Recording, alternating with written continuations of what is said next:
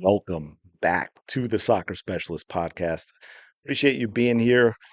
I want to talk a little bit in today's episode about taking risks or and avoiding risks and being more aggressive and why some athletes, some soccer players don't take risks. They're not aggressive. And it's look, there's definitely a personality aspect where some players are just completely aggressive from day one. It's sort of who they are. Others that are more timid, but it's also a little bit of learned behavior as well, which is what I want to talk about because a lot of times a lack of risk taking, non aggression, a lack of aggressiveness is simply a fear of both making mistakes, the consequences of those mistakes, letting down teammates, coaches, and parents, having teammates, coaches, and parents be critical or blame players for a goal that happened or even a loss that happened, which is ridiculous. And I talking to players, you absolutely don't deserve that. This is something you need to hear. But I think it's also important if you're a player who's listening to have your parent hear it. Hopefully you have a coach that understands this. But look, sometimes caring too much about what others think, it can be crippling for you. It can have a real negative impact on your performance on the pitch because you are so focused, so worried about the social approval of others instead of simply playing the game of soccer for the fun and the enjoyment and the competitiveness of it. And when you allow that other stuff to get in your head, no, you're not going to take risk. You would rather not make a good play than make a bad play and deal with the consequences of that. Again, parents, coaches, teammates, the whole thing. This is why a lot of players hide on the pitch. You can't tell a player, they feel that they can't be told or be criticized for not playing well if they actually don't do anything wrong. Now, of course, hiding and kind of standing around, which young soccer players like to believe they can hide in that way. It doesn't help you, and doesn't help you. It doesn't help your team. It doesn't help your development, and you're not playing well, obviously, and you may be hurting the team, but it's not obvious to anyone. Some coaches might get that. The one I've talked about a lot that always has driven me crazy is when the ball's on one side and your team loses it, and you may be on the other side, especially, as a midfielder, especially, and you don't get back on defense. You don't track back the way you should to be in support because the ball's all the way on the other side. And you're kind of hoping that it doesn't get down into your defensive end, that your teammates steal the ball and you don't have to make that run. And also that if the ball does get down and it gets crossed, maybe and a player scores that you should have been marking, people are going to look at the back line and at the defense instead of at you. Okay. And a lot of times also this lack of risk taking and this lack of aggressiveness, it happens a lot with perfectionists.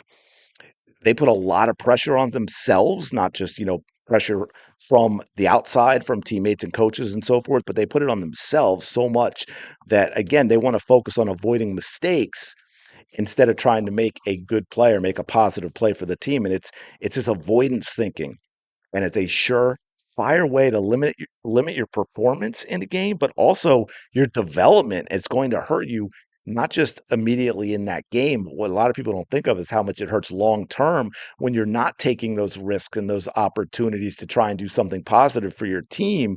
The longer that goes on, the more it impacts and hurts your development as you get older. All your teammates, players you're playing against that have been doing those things, have been taking those risks, have been trying to make positive plays, they've made a lot of mistakes. They've also made positive plays, and they will become a better soccer player than you. Look, mistakes, absolutely unavoidable. Soccer is a game filled with mistakes. I think about how often one simple thing, how often there's a change of possession occurs in a game. Without mistakes, there is no opportunity for success. Without or at least without the risk of mistakes. But when without risk of mistakes, there is no success. And on top of that, mistakes are also how we learn. I had this our first we had a few, not so great seasons over 12 years. And the first one we had, in conversation, we were talking about it where we were really struggling, actually losing games. And we talked about learning from these losses and how that can help us be better long term, how it can help us be better. But, we talked about learning from mistakes. And one of my players said, and they nailed it. He said, because I asked, said, do you learn from mistakes when you win? And they were honest and they said no, because you're not thinking about mistakes you make in a game you win. You're thinking about the fact that you won, right? So in losses, mistakes seem bigger. And you're very aware of them because you lost because of them. And if you're open-minded to what that means instead of just sulking and being upset, and you learn from them, you think about what the mistakes were and what happened and what maybe you could have done, you grow and you become a better player. So one of the things you have to by understanding all that, hopefully you're taking more risk. And also you have to think that have this mindset of going forward, right? Always, when you receive the ball, you always think forward first. You think playing forward to a teammate, playing through a defensive line, playing through two defenders to play forward, getting the ball in behind the other team. That is the ultimate goal. And yes, sometimes you have to go sideways, laterally. Sometimes you have to go backwards in order to make that happen. But you always think forward first.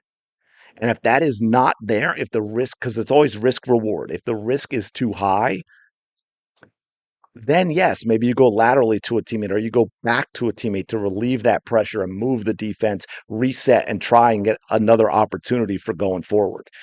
Also, one thing that can help is be conscious of making runs off the ball. Constantly make runs off the ball. When you make runs off the ball, you're getting yourself involved without even really thinking about it. Be aware of getting into support positions for teammates when you're making these runs, right? Also, shoot first, pass second. When you are in a scoring area, yes, there'll be times where you say, "Oh man, shouldn't have shot that, should have passed it." But you can never go wrong with shoot first, pass second in a scoring area. I've seen far too often where players are always thinking pass first and they pass up great opportunities to score. And more often than not, they're not connecting on the pass and they're not getting a scoring opportunity anyway when they themselves could have shot.